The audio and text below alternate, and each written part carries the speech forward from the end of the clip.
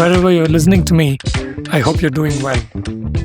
Welcome to India Tech Report, a platform dedicated to chronicling and supporting the growth of India's deep tech and climate tech ecosystems. I'm Hari Arakli, and today's episode is a founder's briefing with Bhaktha Ram Keshavachar, founder and CEO of Chara Technologies. So let's get started. In this episode, Bhaktha talks about a new funding round at Chara, which specializes in building rare earth-free motors and matching controllers. That China, which has a near monopoly on the supply chain of these minerals, has intensified its restrictions on their exports, is something of a tailwind for ventures like Chara. In this briefing, Bhaktha covers the company's Series A funding of 52 crore rupees, or about $6 million, which was announced yesterday, and how the money will help. Plans include ramping up sales, further investment in new technology and products, and a significant increase in motor production capacity.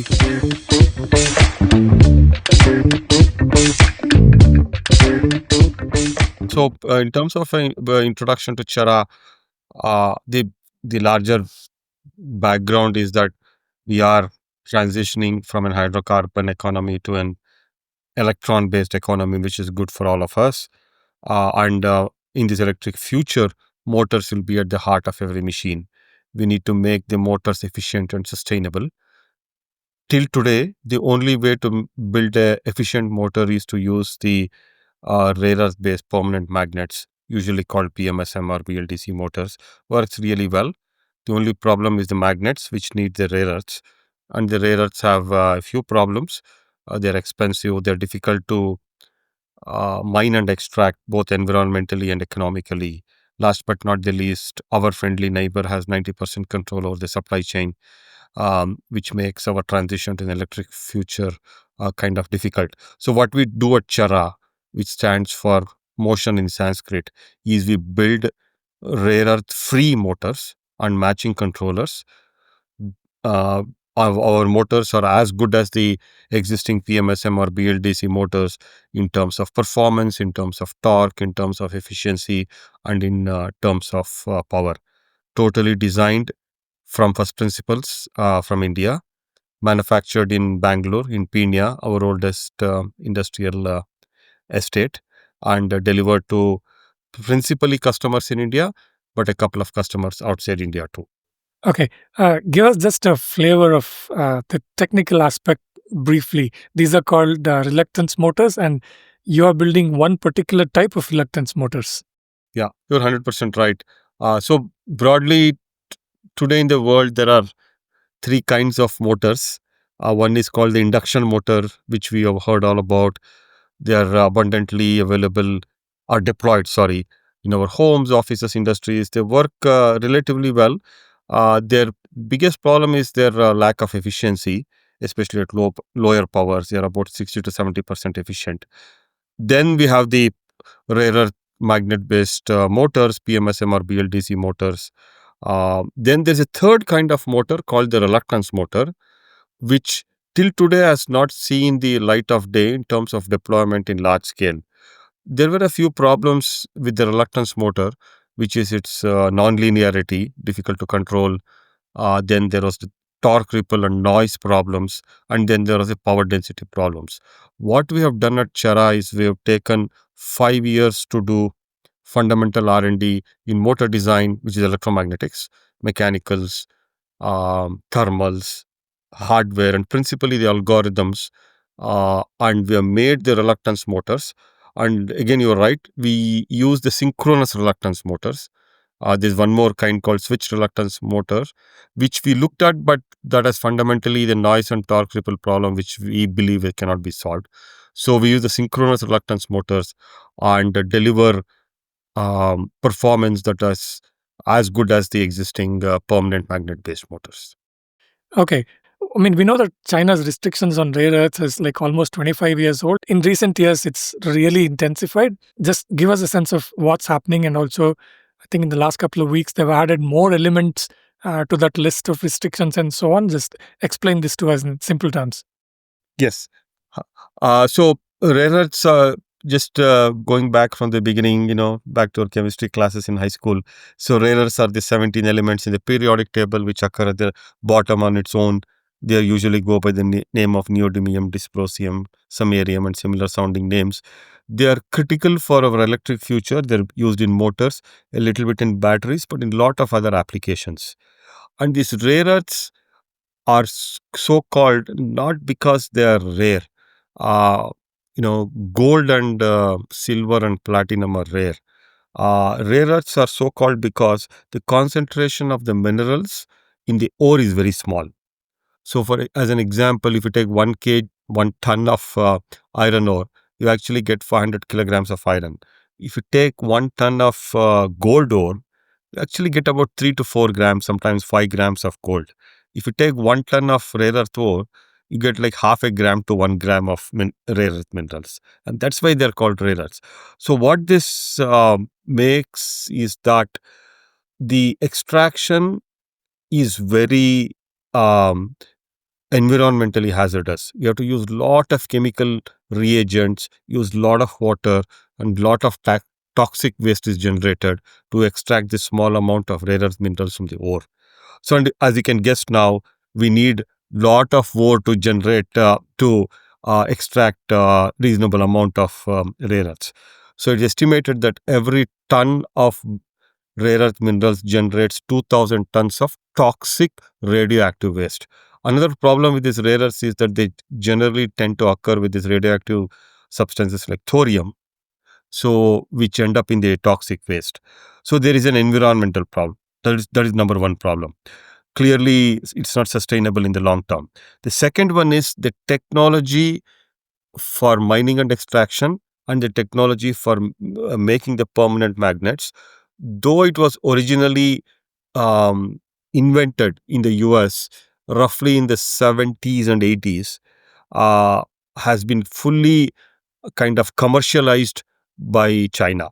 They started in the early 90s to invest heavily in this, and they have mastered the art of mining, extraction, and making the magnets, which no other country has. And the third one is, again, because they are rare earths, they are rare, takes a lot of energy to extract them. They're also expensive. So these three problems make our transition to an electric future somewhat a doubt, or at least it will create hindrances. Um, the China have invested in the rare earth technology for a long time. Actually, we should go back to a 1990 speech which Deng Xiaoping, I hope I'm pronouncing the name correctly.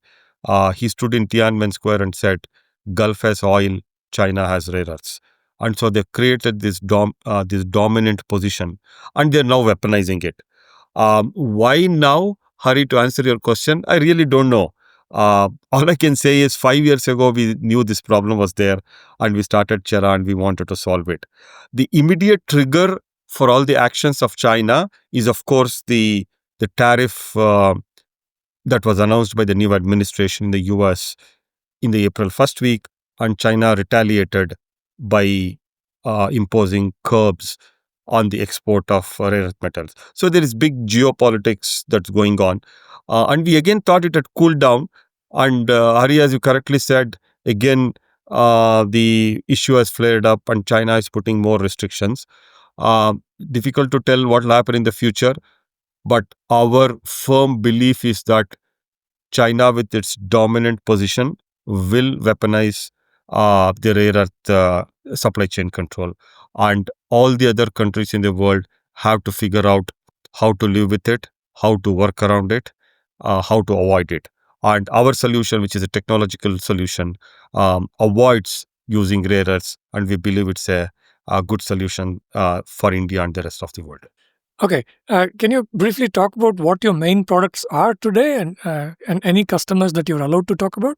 Sure. So we have 6 products today, um, from about 6 to 7 kilowatts to 35 kilowatts peak powers, from voltage ranges from 48 volts to 400 volts.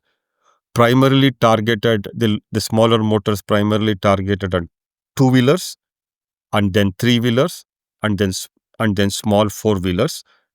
Our motors and controllers are also being used to our surprise, very widely in other applications like agricultural equipment, tractors, tillers, industrial equipment, loaders, and forklifts, and also other non-highway applications like in-campus vehicles, like towing vehicles, golf carts, and a bunch of other applications. In terms of customers, I think the ones we can mention is Greaves. We have a partnership with them. It's a three-wheeler customer. Sonalika is a tractor customer. VST is an agricultural customer. Bulwark is an industrial customer. And then Tata Advanced Systems, which is a defense customer. These are the ones which kind of resonate with most people. But we have like another half a dozen customers who are ramping up again in the same fields: three-wheelers, two-wheelers, agricultural equipment, industrial equipment. Okay. Now tell us about your funding, the latest one. It's Series A, I think, and how much money you've raised, investors, and how will the money help you? Yeah. So we just closed our Series A funding of 52 crores, led by Arkam. Rahul Chandra is our managing partner of Arkam, who is leading the round. So where we are at Chara is an interesting kind of intersection in time for us. We have developed the technology, we have the products, we have our own factory producing our motors and controllers, which we are now delivering to customers. And we have the tailwinds of the geopolitics, which is helping us to ramp up and gain more customers.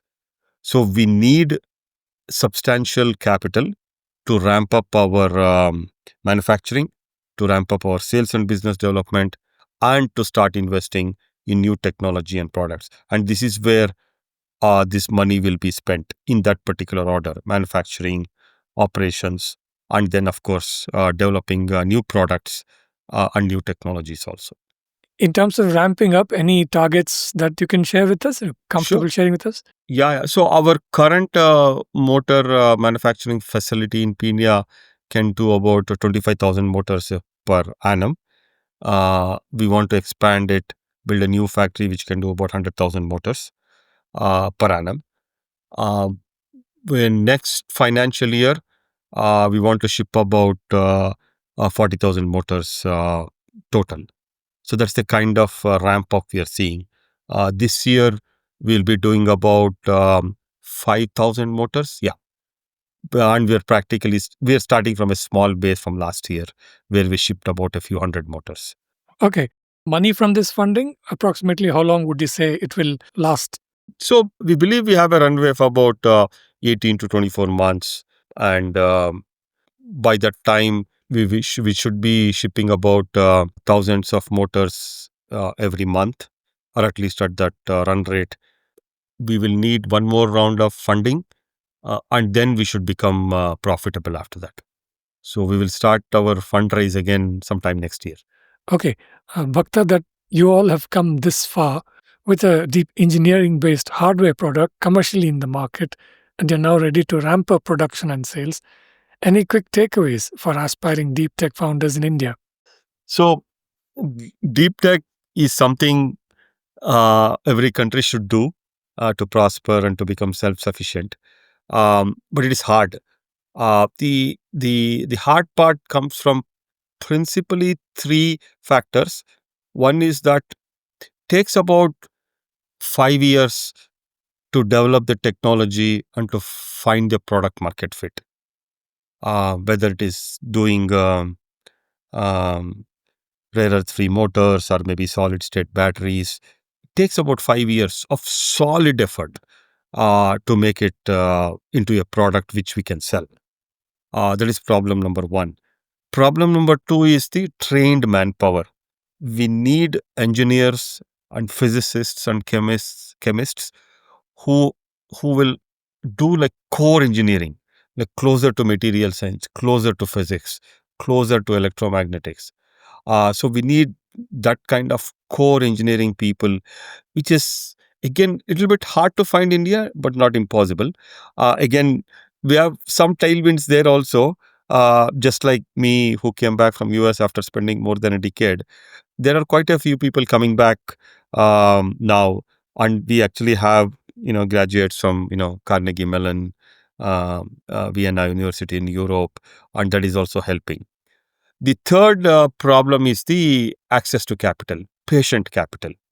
So basically, as you can guess from now, we had little revenue for the past 5 years. The revenue is coming this year, and profitability will come in a couple of years.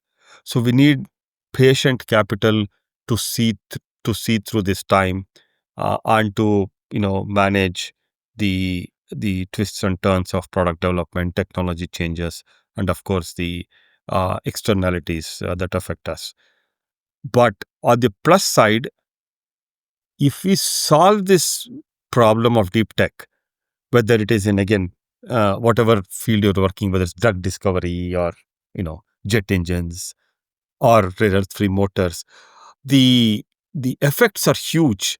The impact to the ecosystem is huge, and that is where the lure is.